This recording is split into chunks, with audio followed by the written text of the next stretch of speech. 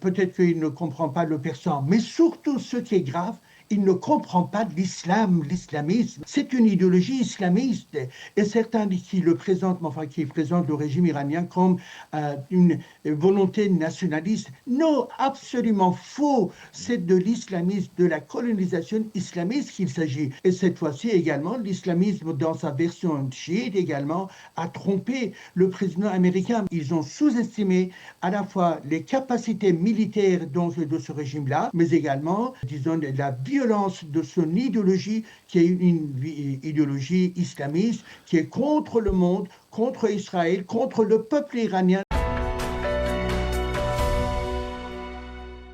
Nous avons le plaisir d'être en ligne avec Didier Djadi. Didier, bonjour. Bonjour. Merci d'être avec nous. Nous, ça va, mais on voulait effectivement aussi savoir comment ça va du côté des opposants iraniens. Vous êtes professeur en sociologie. À Paris, vous êtes opposant au régime actuel des mollahs et on voudrait avoir votre sentiment après donc cette guerre que l'on appelle en Israël la guerre des 17 heures, qui pour beaucoup d'observateurs israéliens, qu'ils soient militaires ou civils, politiques, eh bien, c'est terminé trop tôt. On aurait dû continuer les frappes sur l'Iran. Vous êtes dans ce même état d'esprit ? Oui, exactement. Je vous écoutais, bien évidemment. Et vous avez dit à un moment donné, effectivement, si on est dans le contexte de la Deuxième Guerre mondiale, le président américain demanderait peut-être la négociation avec Hitler. Oui. Même malheureusement, on est en train de penser, je suis en train de penser que le régime iranien a organisé un piège et que le président américain est tombé dans le piège. Quel piège ? Même si effectivement, à un moment donné, il va se réveiller, mais peut-être que ce sera un peu tard, car le régime iranien, effectivement, avec ses ruses, avec ses démagogies, avec tout ce qu'il a comme éléments, effectivement, de propagande, eh bien, aujourd'hui, a gagné effectivement cette manche en évoquant qu'effectivement il veut faire de la négociation, mais on sait que le régime iranien n'acceptera jamais la négociation au sens initial, disons, de la négociation, c'est-à-dire les 4-5 conditions qui ont été évoquées par les Américains. Et donc aujourd'hui, on est dans un mauvais contexte. Alors, vous êtes d'accord que hier, il y a eu une sorte d'espoir, on va dire même au sein de l'opposition iranienne, de voir en fait un renouveau des combats avec la possibilité de frapper plus fort encore, de détruire des infrastructures, y compris des infrastructures énergétiques comme des usines pétrolifères. Vous pensez qu'Israël a raté une occasion ? Écoutez, la guerre, quand il a commencé, effectivement, c'était envisagé d'attaquer, frapper les installations du régime des gardiens de la Révolution, ainsi que les centres de décision, mais également les hommes donc, du régime iranien. Et que, par conséquent, quand Khomeini a été tué, c'était véritablement une grande victoire. D'un point de vue psychologique, effectivement, ça compte énormément. On l'attendait depuis 37 ans, effectivement, car depuis 37 ans, il avait le monopole absolu, comme Hitler, si vous voulez, là. Oui. Et que malheureusement, cette fois-ci, quand la guerre a démarré, comme vous l'appelez, la guerre de 17 heures, évidemment, il y avait un nouveau espoir en disant que cette fois-ci, allez, on va y aller jusqu'au bout. Mais en même temps, on sentait qu'effectivement, les Américains ne sont pas complètement d'accord. Il y avait de la négociation en cours, mais cette initiative, qui a été une initiative plutôt israélienne, a suscité pas mal d'espoir. Car vous savez, pour le peuple iranien, c'est la première fois dans l'histoire, effectivement, du peuple iranien qui est en train de renverser, qui tente à renverser l'islam politique en Iran, c'est-à-dire un fascisme chiite qui non seulement opprime le peuple, mais également qui provoque la guerre au niveau du Moyen-Orient, mais également le terrorisme, la guerre contre Israël, etc., etc.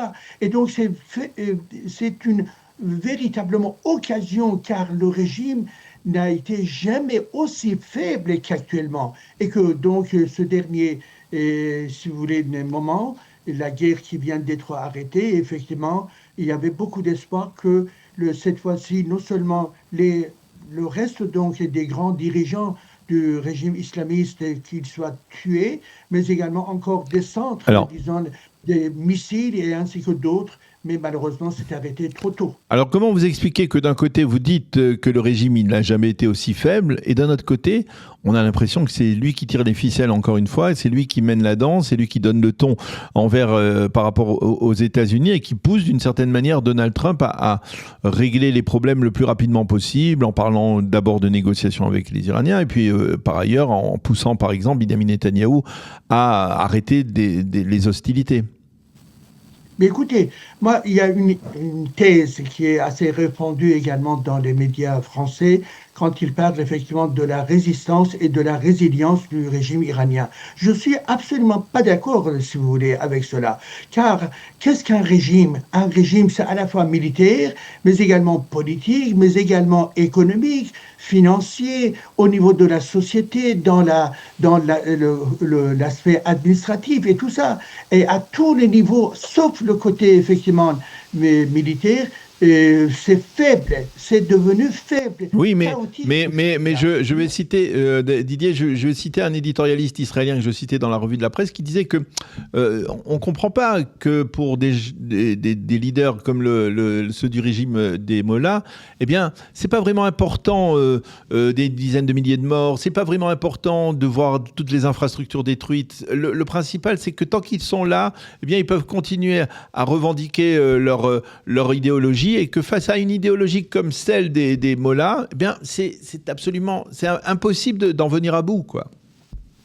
Mais écoutez, la conclusion, ça se discute. Mais tout ce qu'il a évoqué comme élément analytique, c'est juste. Ce régime-là, il peut être encore et encore plus détruit, plus dévasté, si vous voulez, là. Ce régime-là peut se comporter comme Daesh, si vous voulez, là. Car c'est une idéologie islamiste, c'est une idéologie djihadiste. Même s'il n'a pas beaucoup d'éléments autour de lui, les derniers éléments de ce régime-là, ils vont se battre jusqu'au bout, si vous voulez. C'est la vengeance contre l'Occident, contre la civilisation, contre la liberté, contre le peuple. Et que par conséquent, en Iran, si vous voulez, eh bien, l'état de la population ne compte absolument pas pour ce régime-là. Et les installations, effectivement, civiles qui existent, ça n'a aucune valeur pour le régime, tant qu'ils sont au pouvoir, tant qu'ils sont effectivement dans le pillage donc, de la société iranienne, tant qu'ils sont effectivement dans cette corruption qui est généralisée, eh bien ces gens-là, ils ne vont pas lâcher. Et c'est pour cela que la guerre contre ce régime-là, la bataille contre ce régime-là était toujours indispensable.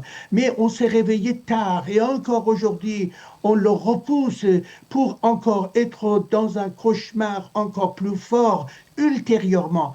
Vous le savez, nous avons aujourd'hui en train de discuter ensemble, mais si le régime iranien, qu'est-ce qu'il a cédé? Rien, il n'a rien cédé là, Oui. rien cédé. Donc le président américain qui annonce qu'effectivement il y a de la négociation en cours et tout ça, j'aimerais savoir où est l'état actuel donc de la situation nucléaire concernant les missiles, concernant le proxy. Concernant les proxys, le régime iranien, il est en train de défendre encore davantage la guerre, c'est en défendant bien évidemment les Hezbollah criminels. Alors en fait, vous dites que d'une certaine manière que Donald Trump, comme cela a été mentionné également hein, dans des commentaires, que Donald Trump parle anglais, il ne comprend pas le persan, il ne comprend pas l'état d'esprit, on va dire, du régime iranien. Il est en train de se faire manipuler, de se faire rouler dans la farine par même Mortaba Khamenei.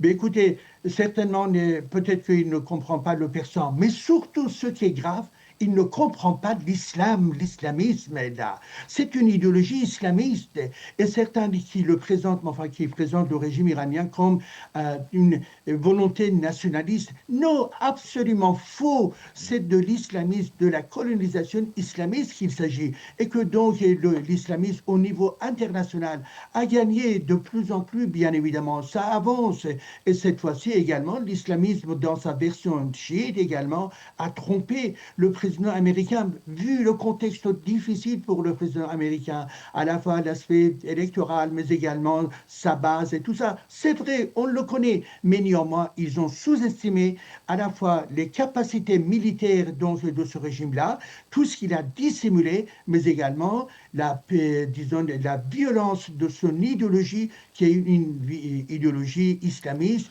qui est contre le monde, contre Israël, contre le peuple iranien. Le peuple iranien n'en veut pas, Alors, n'en veut pas. Et que, évidemment, tant que ce régime il est au pouvoir, eh bien, le diable absolu qui est au pouvoir. Alors une dernière question justement concernant le peuple iranien.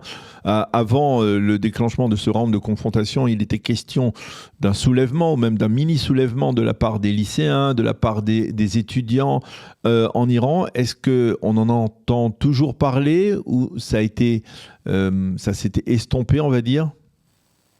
Mais écoutez, d'abord le système, enfin le mouvement politique, le mouvement social, c'est pas à partir d'une règle mécanique, si vous voulez. Il y a tout un contexte à la fois sociologique, mais également psychologique. Et après, effectivement, tant de massacres, bien évidemment, en Iran, mais après, disons, l'Internet qui a été coupé, et dans certains quartiers en Iran, effectivement, le régime barbare avec ses proxys également islamistes, irakiens, afghans, etc., reste mobilisé pour faire peur également là.